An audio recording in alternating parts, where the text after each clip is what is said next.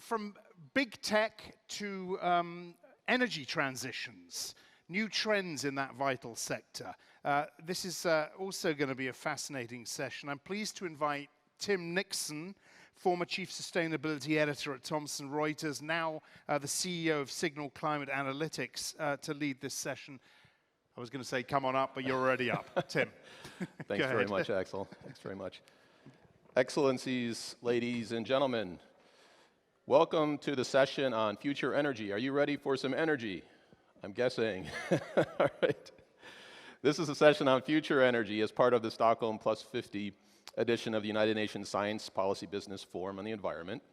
I'm Tim Nixon, Senior Advisor to the UN Science Business Policy Forum and CEO of Signal Climate Analytics. And to set the context for our discussion today, I'd like you to consider that as of 2019, 35% of total anthropogenic greenhouse gases came from the energy supply sector, particularly through unabated combustion of coal, oil, and natural gas. A further 15% came from the transport sector, also principally from the burning of fossil fuels. And the IPCC very recently called for, quote, rapid, far-reaching, and unprecedented change, unquote. At the same time, last year, according to the International Energy Agency, a record 295 gigawatts of renewable power generation was added. But much is yet to be done. To meet our net zero targets, the deployment of renewables must increase even more rapidly to an astounding 630 gigawatts annually by 2030. And we must find solutions. We must, to manage this new energy crisis, as well as the intermittency of renewables with storage solutions and upgraded transmission grids. So this session will be split into two closely connected parts. The first one will focus on the advance of renewables and extant technology. And the second, green hydrogen, a very important emerging technology. For each part, we will have a separate panel of experts, and we're going to have to move through fairly briskly, as I've been informed by our hosts over here. So joining us for the first panel on renewables, Rana Adib, Executive Director of REN 21. Please come up on stage, guys. Howard Bevan, Director of Energy Al Attiyah Foundation. And Gunara Abdolina, Vice President of Europe Longi Solar. It's a pleasure to have you guys here. And Rana, let me start with you. I know you're not even seated yet, but I've been told we need to keep things moving here. We're seeing growth in renewables deployment, but is it an indicator of a sufficiently healthy energy transition, a sufficiently healthy energy transition for the planet? Can we scale up the deployment by more than 2 times by 2030? Thank you very much. Thanks for the invitation. To start with, yes, it is a solution, and we do not need to look for solutions or search for solutions. They are already there, and they are least cost. So I think this is just a starting point, which is really important to have in mind. Are we on track? We're unfortunately not on track. So from REN 21's side, and I was very excited to hear the importance of data here, we are crowdsourcing data on the trend of renewable energy in terms of policies, markets, investment, etc. And the upcoming report in 10 days' time, actually, shows that we have record investment and record installations when we're looking into the power sector. So solar photovoltaics, wind, hydropower, etc. The reality is that we are consuming more than 80% of energy for heating, cooling in industry and buildings, and for transportation.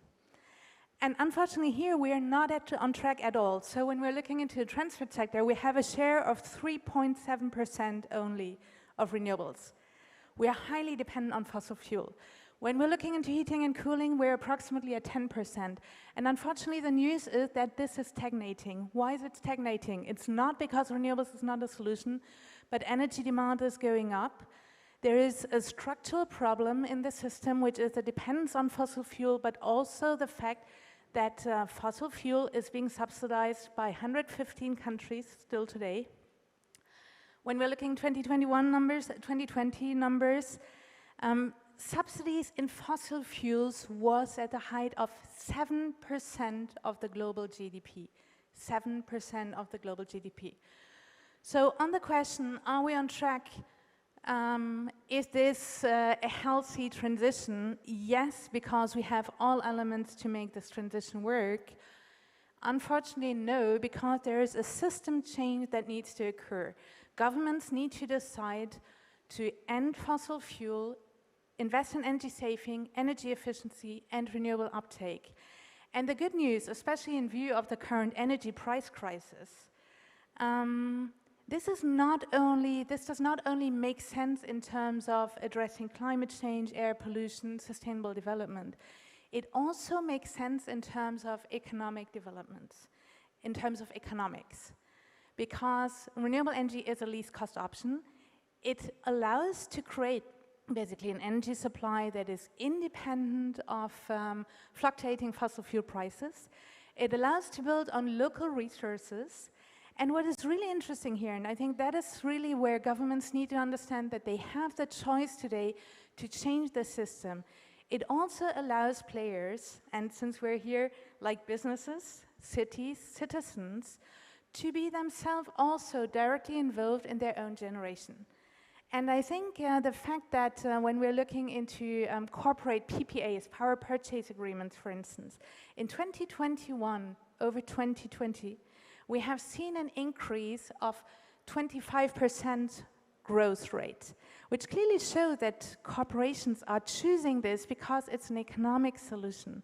And I think this is something where governments need today to choose not to have subsidies, especially in short-term reaction, which reduce the energy costs for the consumers, but rather use this money to build up massive infrastructure and installations, even in the households, even in the buildings, at the city level, in corporations, in Ren, I'm afraid industrial I'm zones. going to have to be a bit strict I will here, end so here. In industrial zones, because this is a better use of tax money. Yeah. Thank you very much, Ren. And now turning to you, Howard. As Director of Energy at the Al Attiyah Foundation, one of the most influential think tanks in the Middle East regarding the energy sector, how do you see this trend impacting energy markets and energy systems globally, but also economies of countries that are reliant on fossil fuels for their prosperity? Oh, well, first of all, I'm going to go against the trend and say, I can't say this is a great question, which is what everybody says. I should have warned you ahead of time. Yeah, I'm sorry. yes. Forgive me. But it's a very obvious question, the second part anyway. Yeah. If you cut the economy or the overseas sales of a country like Qatar, where I work, then the standard of living will go down. So perhaps I could answer a different question, which is what should countries right across the MENA region try and do about it? Okay. One of the things that Qatar is doing, and I know that people will look at me from the dark side, but I'm going to advocate gas. Qatar is going to build 6 or 7, they're currently building them, new mega trains. They will have practically zero methane emissions, full carbon capture in 2 ways, and I can expand about that.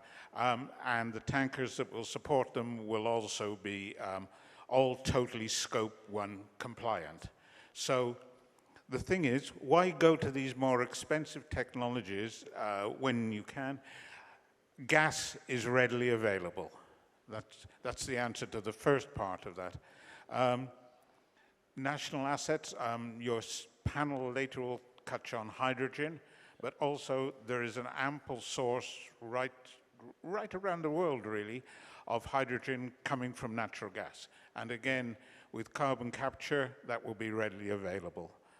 The third thing is that this money that's been generated, loads and loads of it now, because prices are high, so, that's good. Much of this, across many countries, is going into funds for future development. both in Qatar, Kuwait, Saudi Arabia, all across are going into new development. Qatar is going to move towards knowledge economy so that eventually it won't be dependent on declining resources. I don't know, they seem to found a new university, every week. Howard, can I ask you, though, about the new developments? Does that include the development of renewable energy?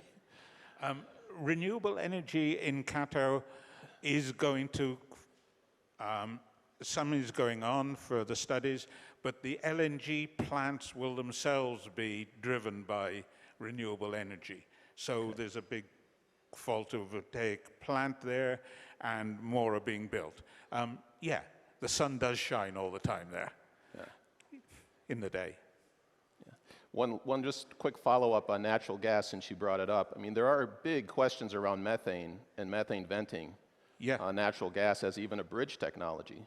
What do you have to say about that? The monitoring has been lax in the past. With new satellites, the monitoring is getting hundreds of times better than it was, and it's been treated. And it's only a few gas leaks, in compressors and a bit of flaring. Nobody has bothered to, well, not nobody, but many people, many companies have not bothered to address it. They're having to address it now. So you see satellite technology is helping to change that? Oh, that and drones have just completely transformed the monitoring of methane. Okay. Thanks very much, Howard. I want to get back to renewables. Gulnara Abdulina, Vice President for Europe at LONGi. If I can ask, from your perspective, what are the major challenges in just the electrification of the global economy, maybe starting with Europe, but more broadly? Sure. Yes, I would like to mention from solar standpoint, we're advocating obviously for solar as a leading PV module manufacturer. Just in March, we finally reached 1 terawatt of total solar PV installed. However, Rana is mentioning that it's only 3.7% of the total energy mix, so we still have a long way to go. Essentially, in Europe versus, let's say, emerging economies, we have different priorities, right? In Europe, we're talking about energy independence, and in emerging economies, we're talking energy access. So there are two different things. So I believe that in Europe, energy transition, unfortunately, due to the current war, is a must-have, and we most likely will achieve the very ambitious targets of having additional 600 gigawatt of solar installed in Europe by the end of this decade. However, as we know, there are certain things need to take place, such as streamlined permitting for the utility scale projects, also supporting and first initially subsidizing additional applications of solar. As we know, we have lack of land in Europe, so we really need to look into the using agricultural land, coexisting, actually having PV, producing electricity while still farmers growing the crops, and using the surfaces, the water surfaces for floating.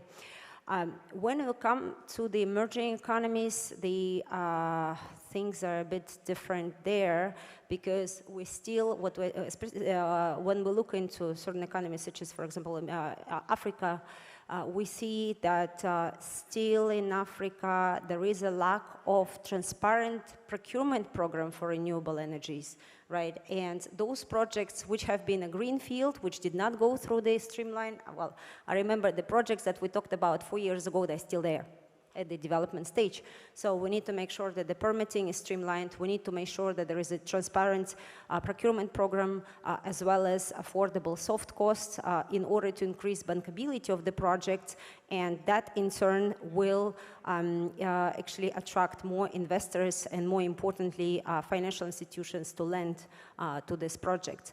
When it comes to decentralized solar PV in emerging economies, if the government can, the local governments can support, I will not call subsidize, but at least not to impede, for example, self-consumption or introduce net metering and other forms of actually helping to kickstart the solar PV deployment. That would help dramatically, because we need to remember that solar, as of 2 years ago, has become the lowest source of electricity on the planet, and actually the costs have come down. The levelized cost of electricity has come down more than 90% in the past 10 years.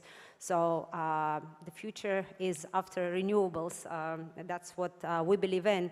And one last thing I would like to mention, that also in the past, I would say 18 months, we have seen an emergence from the large utility and oil and gas companies stepping into renewables big time, not for the corporate image, but really through mergers and acquisitions. They're establishing tens of gigawatts targets for renewables and are working in these directions, actively participating in acquiring pipelines, participating in the procurement programs around the world, and really living the story.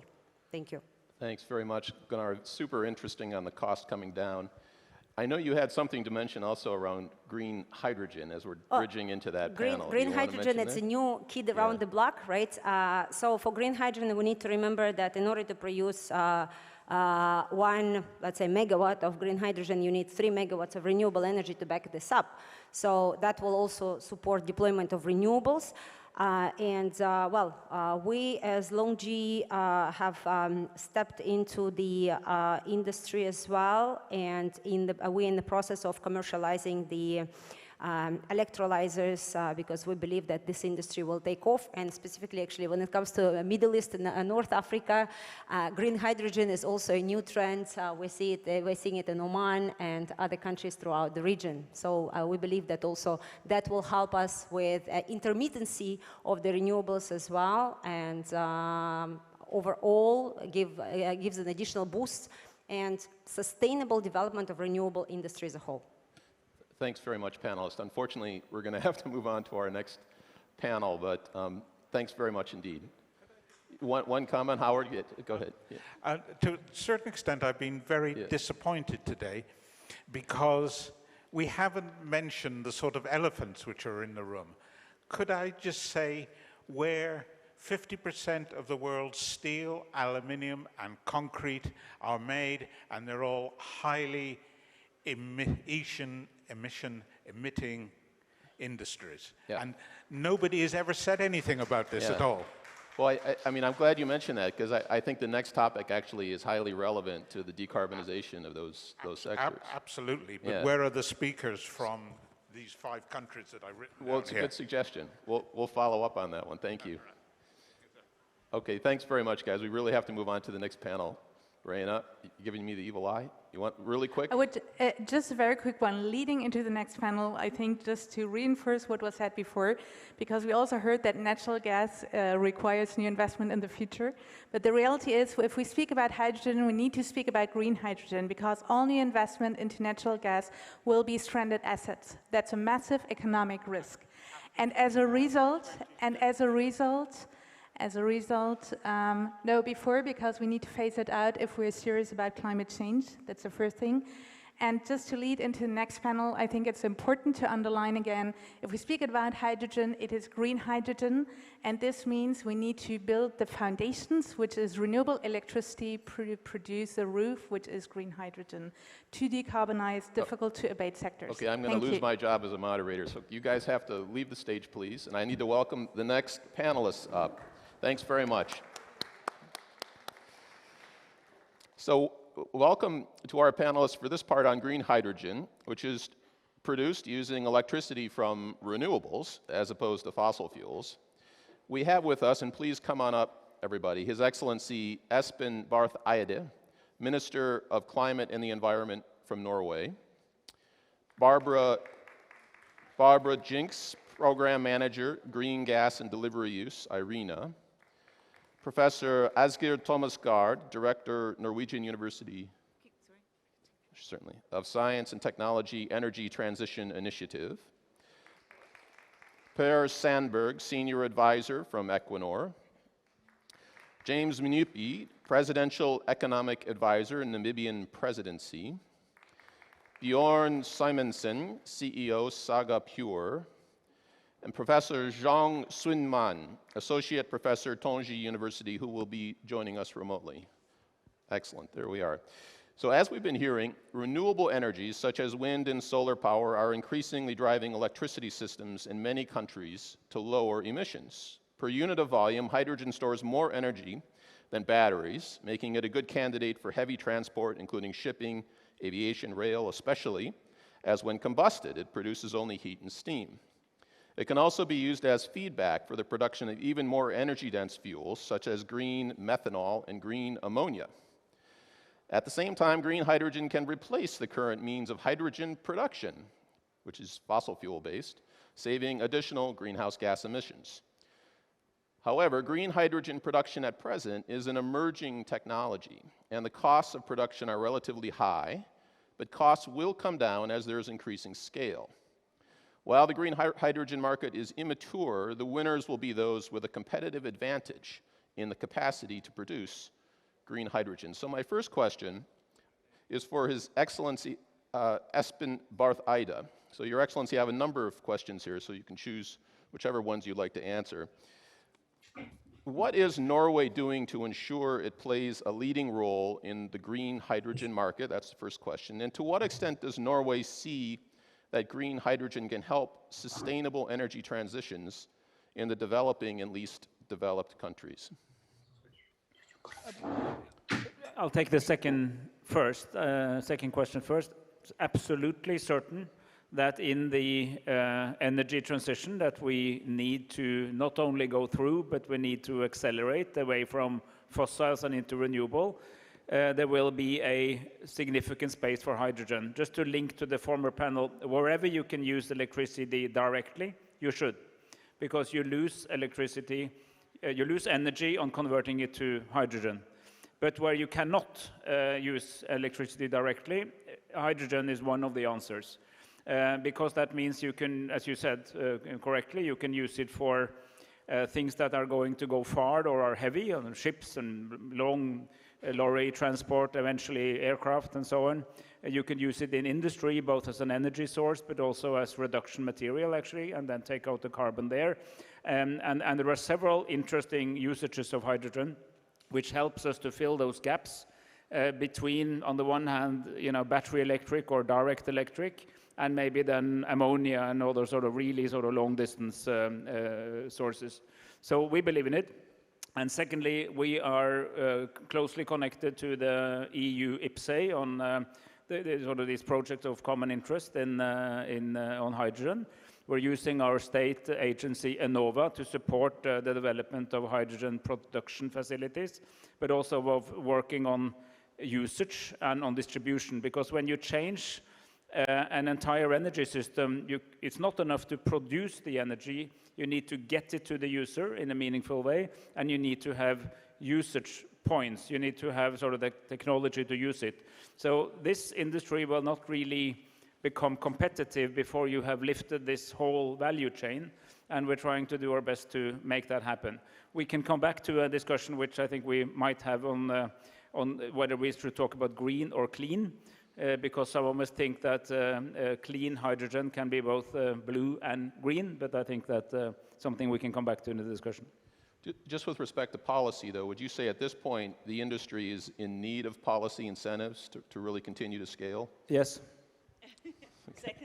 Seconded. Excellent. Thanks very much, Your Excellency. Now I'd like to move to Barbara Jinks, Program Manager of Green Gas and Delivery Use at the International Renewable Energy Agency. So here's my question.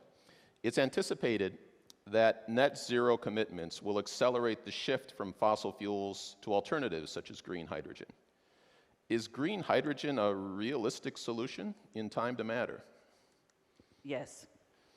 Elaborate. My speech is no, I second absolutely what Espen was saying. I have some pictures to keep you awake, because this is we're between us and drinks, aren't we? Very quickly, in 3 minutes, where can hydrogen be a solution? Espen mentioned the end uses, which actually was my second chart. You can see where the IRENA puts the priority for green hydrogen. But on the left, you can see the pie chart where If we use renewable energy as much as possible to replace fossil, IRENA estimates that we can reduce carbon by 25%. Now that's a lot, but it's only a quarter. Energy efficiency, another 25% of carbon emissions. Electrification, we estimate only 52% of end use can be electrified. So it's not going to save everything. It's only half of the end use can be electrified. What do we do about the other half? And the electrification only results in a 20% reduction of carbon emissions. So then you've got 25%, which is the smaller segments. And the orange bit, hydrogen, that's where hydrogen can come in. It is only, we estimate, it's only 10% of the solution, but 99% of what I do at the moment is talking about hydrogen. So there's a wave of enthusiasm because it is one of the solutions, and 90% of decarbon can come through all these measures here. Very quickly, the second question, is it? I'm answering 3 questions. The second one was, where are the opportunities? Yeah, well, there's that, and then just what's the implementation time frame that you see happening, and is that in time to really matter, given that time is short? Not fast enough. I mean, if you look at this map, you can see that the biggest potential of green hydrogen or renewable hydrogen under $1.5 US per kilo is sub-Saharan Africa. There's no infrastructure for hydrogen at the moment. There isn't sufficient policy. There isn't investment in hydrogen yet. So 10 years plus. But in other parts of the world, the pilot projects are happening right now. We expect by 2050, so there's an even longer time frame, that only a quarter of hydrogen will be traded internationally. And that kind of goes against the wave that we see that so many countries want to be the world's leading exporter of hydrogen. Actually, only a quarter, we did a geopolitics report at the end of last year with our 183 members that we have and lots of companies. Only a quarter say that they need to import, but the majority said that they're ready to export. So one of our jobs is to facilitate dialogue with our members to match supply and demand. And we see a 50-50 split between ships and pipelines. And ships is mostly ammonia. And look at where the existing ammonia facilities are around the world, in most of the places where we need the energy. So huge opportunities, but yeah, the time frame is not now. And I noticed that many of the larger opportunities are in developing world contexts. Absolutely, and that's what we focus on a lot in IRENA as well. IRENA's job is to do deep dives into renewable energy technologies and cost, but then also to bring people to the table, and we very much bring developed and developing. But there are many academic institutes and think tanks that are in developing countries, but they're very advanced with aims and targets and commitment. Thanks very much, Barbara. I'd like to now turn to Professor Eskir Thomasgaard, Director of the Norwegian University of Science and Technology Energy Transition Initiative. Professor Thomasgaard, the implementation of the Paris Agreement requires rapid and deep decarbonization, implying significant carbon reductions and cross-sectoral thinking. How does hydrogen fit as a possible solution in this context, this cross-sectoral significant reductions thinking, and how important is a value chain approach? So thank you, and I think these are essential questions. If you look at the energy system, the power system in particular, we know how to decarbonize that before 2040, 2050, but the objective is not to decarbonize the power system or the energy system, it's to decarbonize the society. And that brings us into the transport sector, it brings us into industry, it brings us into the built environment. And of course, the energy sector, through its electrification, will play a major role in this deep decarbonization that we are seeing. And that's where hydrogen becomes very interesting. Hydrogen is a solution to many problems. It might not be the best solution to any problems, but its attractiveness comes from being a solution to many problems. If you burn hydrogen in a combustion engine, it produces water as a byproduct, not CO2. You can use it in fuel cells without emissions. You can produce high temperature heat for industry without emissions. You can use it as a feedstock in industry without emissions. And I think it's important to remember that in electrification of society, it's renewables that is going to do that job. And there's a lot of variability in wind and in solar PV. And while you can store electricity in batteries, it's not really that useful for cycles that will last for a couple of weeks or between seasons. Hydrogen has this attractiveness that it can be stored and transported relatively easily. So its main attractiveness comes from what you could say is the flexibility and the ability to be used over time and in many, many different applications. And then also, I think it's fair to say, it can be produced from electrolysis and renewables, but of course it's also flexible because it can come from natural gas with carbon capture and storage, and also be produced in that way.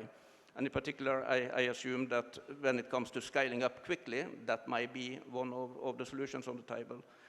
And if you look then at your second part of the question, the value chains, why are they so important? Well, there are hydrogen value chains today, mainly for industrial use.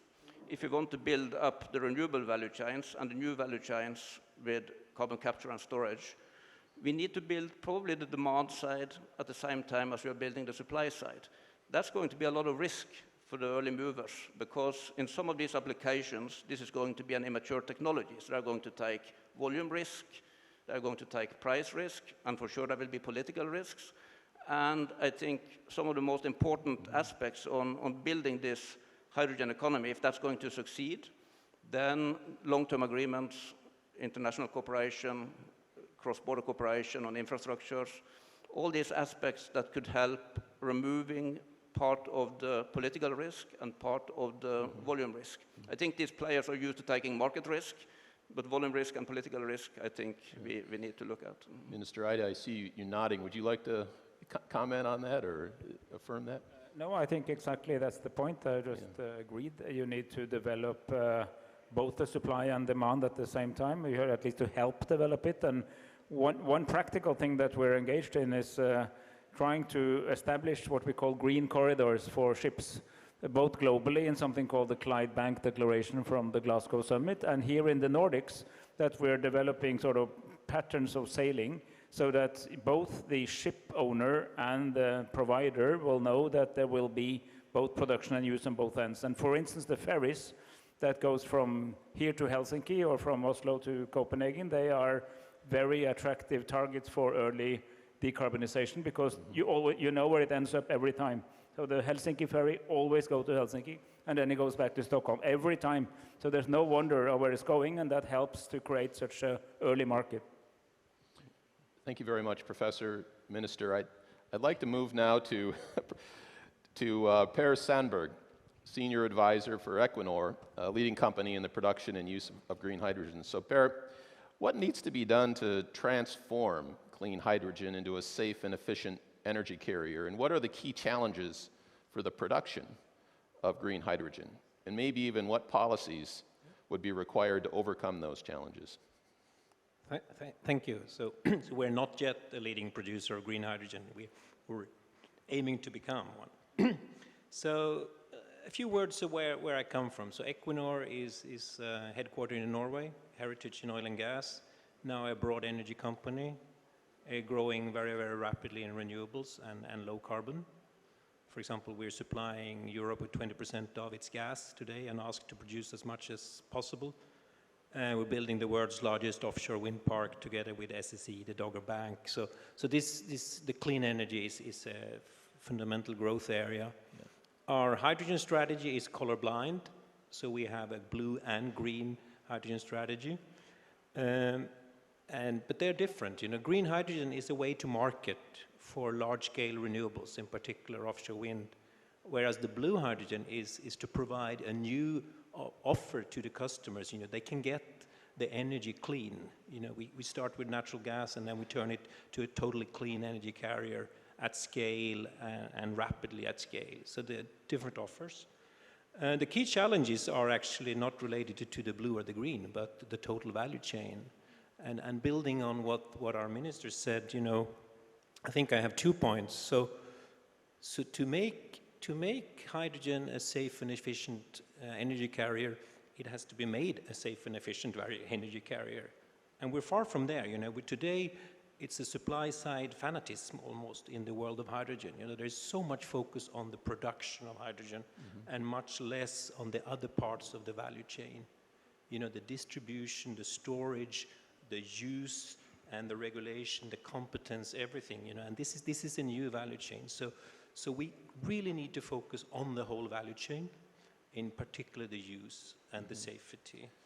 And then connected to this is we should have a lot of respect that this is a new value chain, you know.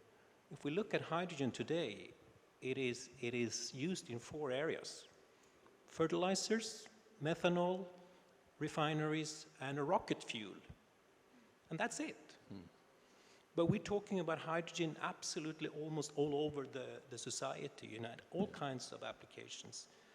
And that's fine, and it will be wonderful solution, but they need to be made wonderful solution, you know. We can do this safely, but it will not happen by itself. You know, we really have to develop a full focus on the total value chain and competences and everything. So Per, with respect to your aspiration to become a leader in green hydrogen production, do you see some of that being led maybe increasingly on the demand side? So for example, in the previous panel, there was mention about the steel industry and decarbonizing steel, which is probably a hydrogen-intensive effort. Do you see the demand starting to increase for green hydrogen? Well, we work on clean hydrogen. You know, we want to provide hydrogen that has very, very low emissions. So it's blue and green, you know. We're seeing demand. We're working with some of the largest steel makers, and they are asking for both. But it's the whole hydrogen scene is supply driven at the moment, and that has to change. I think Sweden is one really good example. You know, I was part of the IPCEI process that our minister talked about this summer. And there was a lot of projects, and most of them were supply driven, except Sweden. For example, the hybrid project, you know, turning steel production into green steel production, which had a really good focus on the use, the steel making. Thanks very much, Per. Switching to Namibia, excuse me, the government has opened the door to a significant green hydrogen investment, becoming one of the pioneering countries in the area. I'd like to ask our next panelist, James Mnyupi, Presidential Economic Advisor to the Namibian Presidency, to tell us more about the reasons and aspirations behind this move. What competitive advantages does Namibia and the African continent have as a possible future center for green hydrogen production? And maybe a bit on the key challenges also and how they can be overcome. No, fantastic. Thanks for having me. I'm a long way from home. It's the first time I've come to Sweden, and I was saying to some of the guys who have actually helped to produce this event when I was landing, and I saw all the different islands. I was like, how do they stick all of those guys together? It's like, it seems like they're all sorts of different countries. But so Namibia is one very large company. It's 824,000 square kilometers. Inhabited by 2.5 million people. So that's advantage number one. We're the second least sparsely populated country in the world. Lots of land, not a lot of people on it. The land happens to be blessed with world-class renewable energy resources, very high DNI, direct natural irradiation. You can get solar sort of capacity factors north of 30%, wind speeds of 10 to 13 meters per second, and capacity there of more than 55% actually in some areas. And when you start co-locating the renewable energy assets, you can get electrolyzer capacity utilization of 70% or more. That is a significant sort of reducer of the cost of producing hydrogen. So that helps. But once you start linking that to pretty good infrastructure we have in Namibia, the best roads in Africa, some of the best transmission assets, and then, of course, we have 1,600 kilometers of coastline with 2 pretty decent ports. You begin to start opening the door of capturing the electrons, or at least the renewable energy, and beginning to convert that into molecules so you can share some of that energy with the rest of the world. I think the one aspect about Namibia that most people underestimate is its proximity to the 10th largest carbon emitter on the planet. Everyone thinks we're going to export all these molecules to Europe, but right on our southern border, we have South Africa. And South Africa has some of the largest gray hydrogen producers in the world, like Sasol. And then again, you know, for us, I know this is a green hydrogen panel, but the reason we started looking at this is we were looking for new engines of growth to industrialize our economy. So we're looking at the potential to export excess electricity electrons into the Southern African power pool and into South Africa. And at the moment, we import 60 to 70% of our power requirements. So that has a massive shift on our economic makeup. So that's number one. Two, we'd then love to get the molecules into South Africa and into Europe as well. And you know, one of the ways we did that was just by trying, exactly as you were mentioning, to de-risk the incubation of a pretty new and therefore high-risk industry. One of the ways we did that is we mixed good governance, so we put out an open RFP tender for 4,000 square kilometers where people could bid from around the world and give us the best conditions in 4 categories, and the right to develop that area went to the best bidder. So that helped with instilling confidence, and that began to notch down your cost of capital. Because in fact, that is one of the largest drivers of the levelized cost of hydrogen or the levelized cost of ammonia. So that was one. We then infused economic diplomacy into what we're doing. So instead of just leaving it to the corporates to figure this out, our government went and reached out to, as you were mentioning, the demand side. So we reached out to the government of Netherlands, Belgium, Germany, big time, and then of course the EU as well, because these were all countries that in their ambition to decarbonize their own industrial complexes, they would need the solutions that we were making. So we've signed an MOU with Belgium, Netherlands, and Germany, and we're working on an MOU with the EU as well. Yeah. And again, that begins to ratchet down the cost of capital. And then at WEF and Davos a few weeks ago, is it a week ago? It's all a blur now. I think it was last week. We launched a blended financing platform. And the reason for that is to develop these projects with the ambitions of decarbonizing the planet, you need fit-for-purpose capital. You can't just go and borrow as a country bonds and then use that to fund the development of this industry. You do need some donor funding, grants. You will need some concessionary capital from DFIs and multilateral development banks. And so we're making it easy for all of those institutions to contribute towards one sort of fund or one bucket, and then we will allocate that capital to the various parts of the project, again in an effort to decarbonize. James, I really want to ask the other panelists to comment and have you talk some more. This is so fascinating. No, that's it. Thank you. We're going to have to move on to the next speaker. Go for it. Thanks very much, though. Fascinating. So one company investing in green hydrogen is Sega Pure, whose CEO is Bjorn Simonsen. So Bjorn, how do you approach investment in this area, and why is a holistic value chain approach important to succeed? Somewhat repetitious, but let's hear your perspective on it. So hydrogen is my favorite topic. I've been working with the industry for 14 years now. And the reason I'm an investor today is that I used to be a frustrated scientist. So Clara, to your intervention earlier, if you're frustrated about how things are, try to move towards a position where you can do something about it. In addition, of course, to also questioning how things are. And with regards to investments, we invest in the entire green value chain. Everything that contributes to a greener future is something that we find interesting. Green hydrogen, certainly, but also blue hydrogen. And personally, I think we'll see some pink hydrogen or hydrogen from nuclear coming online as we progress also. And our approach to this is combining industry expertise with the financial expertise. Because 10 years ago, if you wanted to invest in hydrogen, there were just a handful investment opportunities. Most of those companies were delivering units to the industry and were very legit. Today, we have seen a massive increase in investment opportunities within the hydrogen space, and it's extremely difficult for investors, for policymakers, for everyone to evaluate the foundation of these companies. So So our approach to investments within green, blue, or any other sustainability area is to combine knowledge and industry experience with the finance.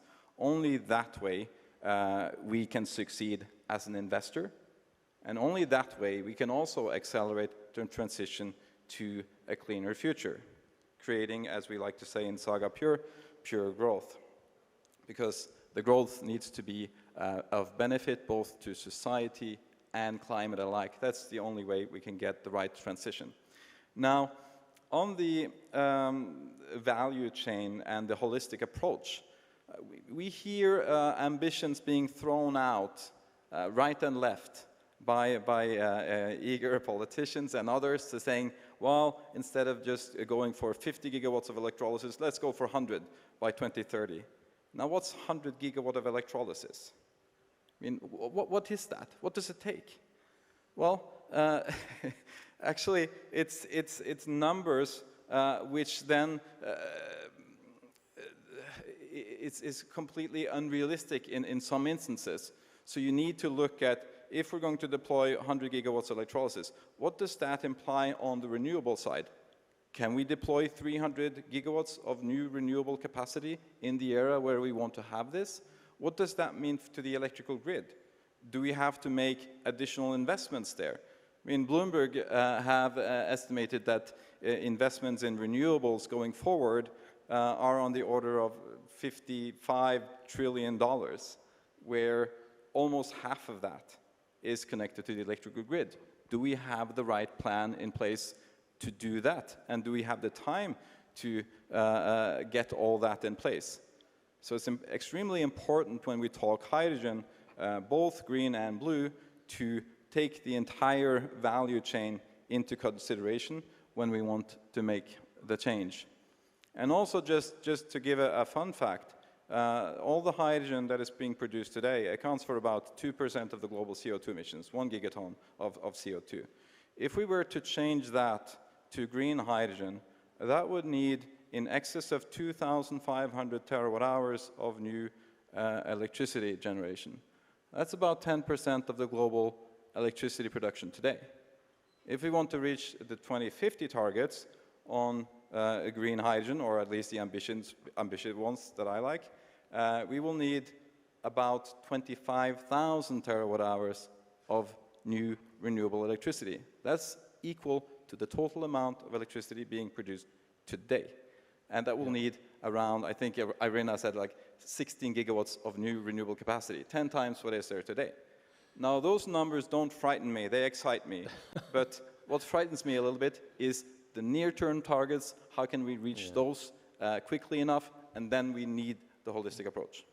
Thanks very much, Bjorn. And I want to shift now continents. Thank you very much, Professor Zhang Swinman, for sticking with us here. Can you hear me okay? Can you hear my question? I think so. I'm going to. Good. So let me try the question here. So Professor Swinman, how is China approaching green hydrogen as one of the paths towards green energy transitions? Can you give us an update on some of the latest data on green hydrogen production there? Okay, thank you. Yeah. This question is not easy to answer, okay? Firstly, I want to explain why it's very important to develop green hydrogen based on renewable energy in China. In recent years, wind power and solar power have been growing rapidly in China. To achieve carbon neutrality as soon as possible, the stored capacity of wind power and solar power will exceed 6 billion kilowatts before 2060, accounting for nearly 80% of the total installed capacity. Long-term and large capacity energy storage technology will be the key to support the great plan. Hydrogen by electrolysis is a wonderful energy carrier suitable for long-term and large capacity storage. So, green hydrogen has become an important energy strategy in China. However, there are many challenges. What is the key factors restricting the deployment of green hydrogen? There are several common factors such as low electricity efficiency, high electrolyzer cost, high electricity price, high cost for storage and transportation. However, I think good supporting policies and business application models are the key to develop green hydrogen at this stage in China.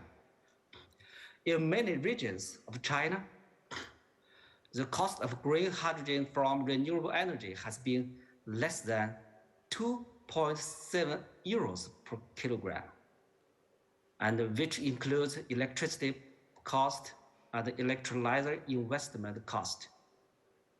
With rapid decline of electricity price and the rapid improvement of the electricity efficiency, we believe that the cost of green hydrogen production in China will be reduced to less than 1.7 euros per kilogram in the next 5 years. The cost will be very commercially competitive. How is to develop green hydrogen as soon as possible in China?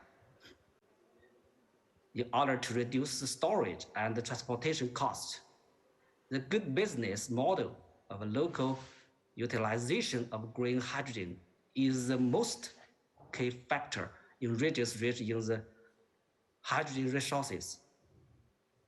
Firstly, the local governments are encouraged to develop fuel cell vehicles, especially hydrogen-heavy truck.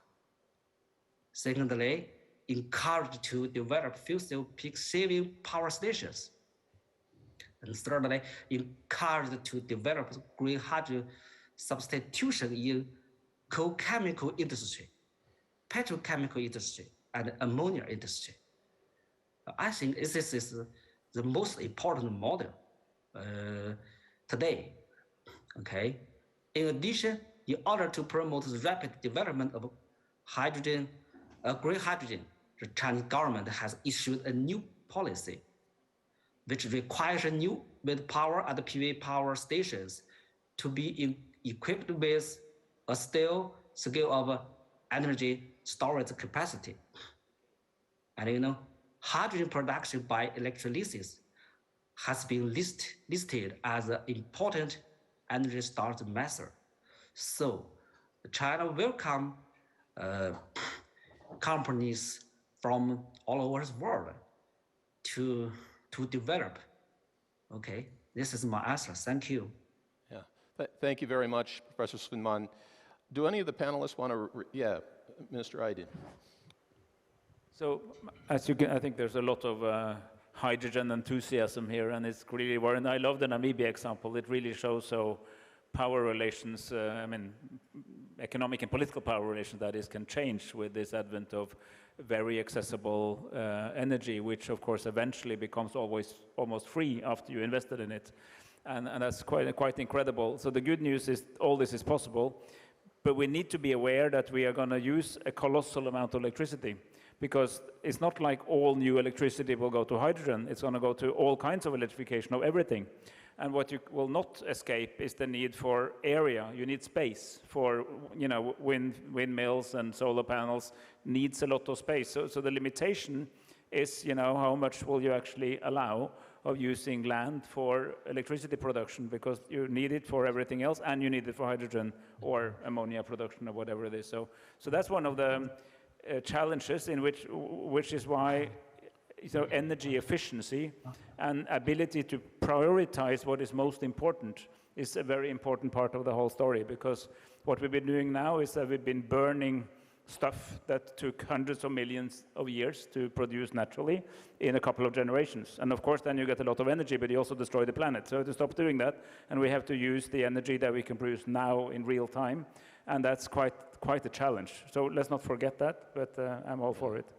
And if I may, just one quick thing. You mentioned the Davos launch. There was another very interesting event there, which is a leaders meeting of what's called the First Movers Coalition.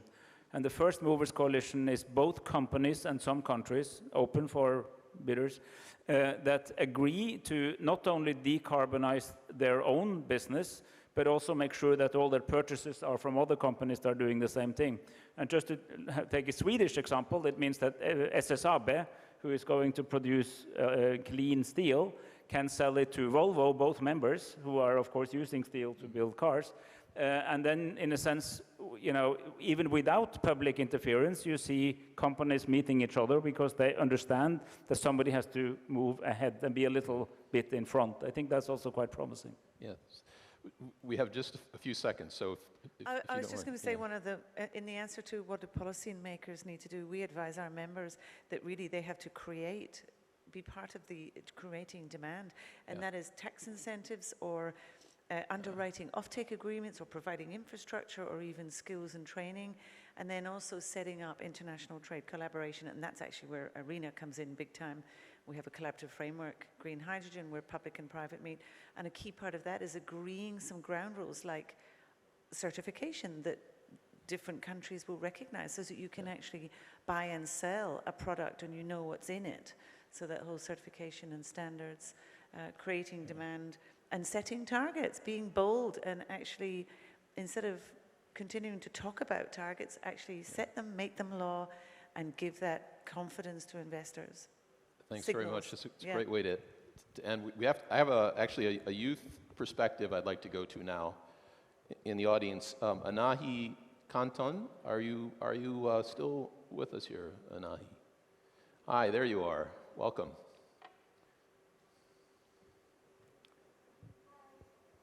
Hi. Hi, everyone. My name is Anaí. I'm 19 years old. I'm from Argentina. Thank you for giving me this space. I have something that I write to tell you. So, I'm from a country. I'm here to speak from my experience, coming from a country of Latin America that is one of the most affected by the petrol greed of power holders, getting even worse when it comes to corruption and lack of transparency that is leaving people out of the conversation. From fracking exploitation to the ocean explorations, oil and gas industries are impacting on the first hand to the local communities and indigenous people, such as Mapuches in a remote region down in Patagonia, or the Choyas, who are all being persecuted and oppressed by the armed forces when they stand to defend their own lands. We need to defend the defenders. All this in a context of climate and ecological crisis, where the best science is telling us that we are running out of time for decarbonizing our economies. Governments in Latin America are pursuing the economic growth based on petrol expansion, financing fossil fuels industries that are destroying our lands and pushing away our local communities.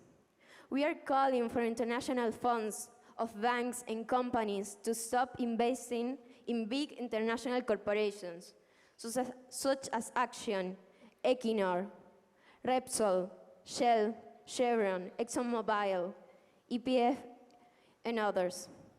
And the Global South needs support to guarantee a just energy transition, decentralized and affordable for everyone. We have to start thinking about the energy as a matter of social justice and human rights. We have to start putting first the people and not the companies. We need people-centered policies in terms of energy transition now. I now would like to speak about a situation that is happening in Argentina now with the company Equinor. They want to carry out a seismic exploration in the Argentinian Sea, bombing our sea. The explorations that we already had in the past had around 300 meters of depth, and they have already caused oil spills. And we already found dead whales in the coast of Argentina Sea. and the one that they want to carry out in our sea is around 3,000 meters deep, with 100 probability of causing an oil spill in the Argentina coast. I'm very nervous, I'm sorry. Greenpeace Argentina, together with a group of local environmental and social organizations, feel an injection and an environmental lawsuit against the Argentinian state at the Federal Court of Mar del Plata, arguing that the approval of the project in Argentinian Sea is unconstitutional and should be annulled. Last year, we had a public audience that had around like 350 people that exposed. It was the largest audience, public audience of the country. And around 95% of the assistants expressed against the petrol projects. In the last audience, there were like 1,800 people that solicited to talk. Anahi, I just want to let you know we only have about 30 seconds left, so. Yeah. Yeah, thanks. So, all of the country is against this project. The project was slowed down because of this audience that proved that the democracy of the country have to give a response and cancel this project. But the government still wants to carry out with the Equinor company. So they arrange another public audience that is happening now, these days in Argentina. Anahi, I'm really sorry we're running out of I time would here. like to point it out that Greenpeace has a documentary film. A documentary that is about the situation in Argentina now, and you can all look it up. It's called Por Acá No. That means like they don't want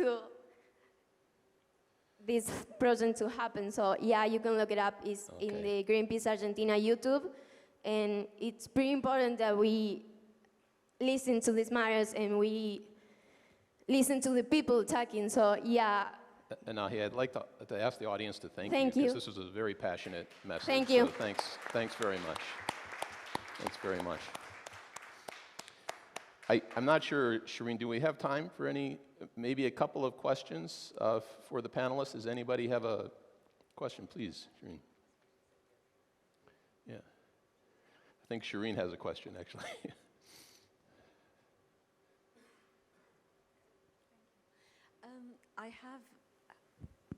I have a question to His Excellency, the Minister from Norway. And Namibia, I was really, really impressed with your presentation. And my question is in the context of UNEP. How can we use the platform of UNEP in order to further the efforts of countries such as Namibia, leading with such innovation, such strategy, such insights, in order to ensure that the energy transitions that we are all talking about and that we are all passionate about, and where we can see many of our partners, whether it's in the private sector or government, taking steps. But what I understand also from Barbara and from Irina is that in terms of strategy, in terms of, there's a lot that Irina is doing. UNEP is still maybe to move in this direction. Norway is one of the greatest supporters of advancement and equity and collaboration in different areas.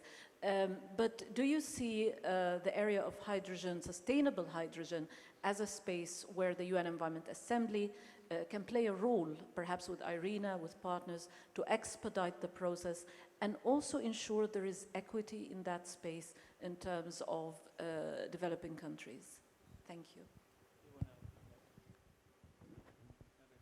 Great, I'll have a first crack. So, I really like your question. I actually wore these two pins on purpose, right? So the first one is an SDG one. which really is trying to emphasize that what we're trying to do isn't just for the sake of green hydrogen development, it's for the sake that we're trying to create jobs for Namibians. And Namibia, for example, while we will produce hydrogen, we are actually a net carbon sink and have been for hundreds of years. But yet we get like really, really adversely impacted by climate change, right? We get like massive droughts in our country. And a lot of our power actually comes from hydroelectricity. So we realized that when we sit back and we were waiting for the developed nations to sort of figure out how to solve this issue, that wasn't helping us very much. Because when the drought came, it absolutely impacted agriculture, and a lot of guys lost their cattle, their livelihoods, etc. So we were a bit more proactive.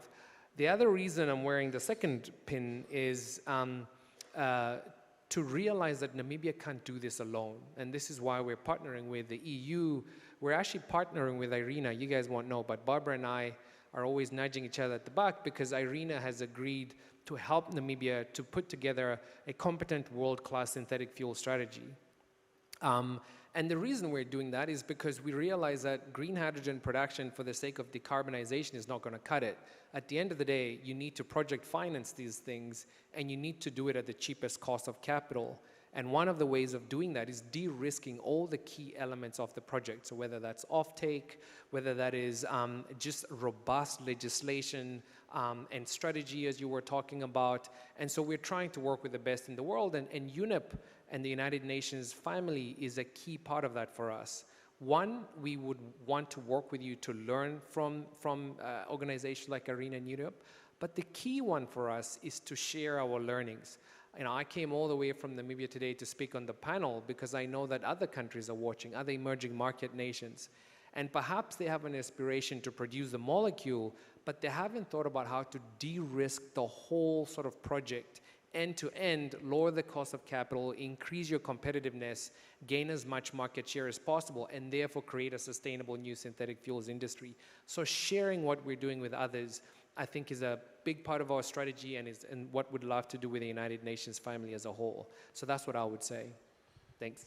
And if I could reiterate that, but also add that we've done various studies on the increased jobs, the increased diversity for, because renewable energy is generally distributed, and the equality for men and women and jobs is much higher. On average, if a government invests in a renewable energy, it gets 4 to 7 times back in revenue.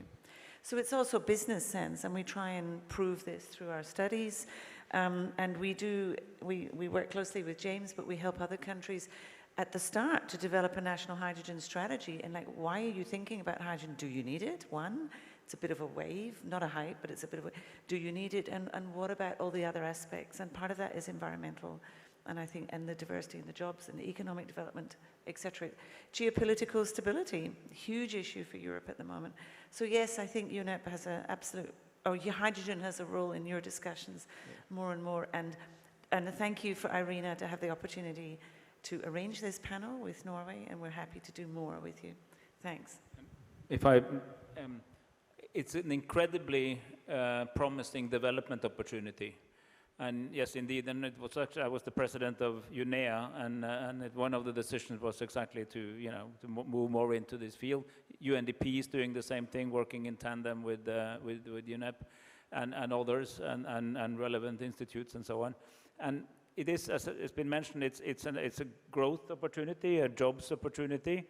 It's also a resilience opportunity because we also have a real climate crisis. We're not only mitigating it, we need to adapt to it.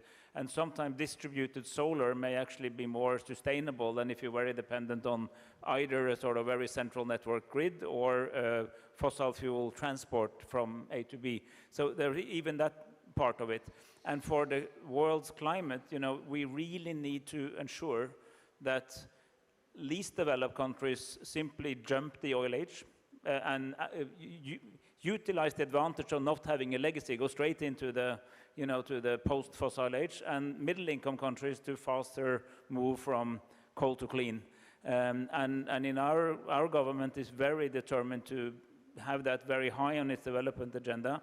And you can actually get a lot done because, as was described, it's not the cost that is the problem, but it tends to be the cost of capital. It's the de-risking investments, making sure that different parts of the system meet, making sure you have a regulatory environment that's predictable. But the actual cost is going down by the day. So a clean energy system is not very expensive, but it's more complex than a fossil energy system. So it requires an approach of institutional development and, of course, some money, but that can sometimes be de-risking of private capital and, of course, some public grants and loans and gifts as well. This is a really good panel. Do we have time for, I guess we do, or do we? All right, any more questions, please? Does somebody have a question? No questions, really? Yeah.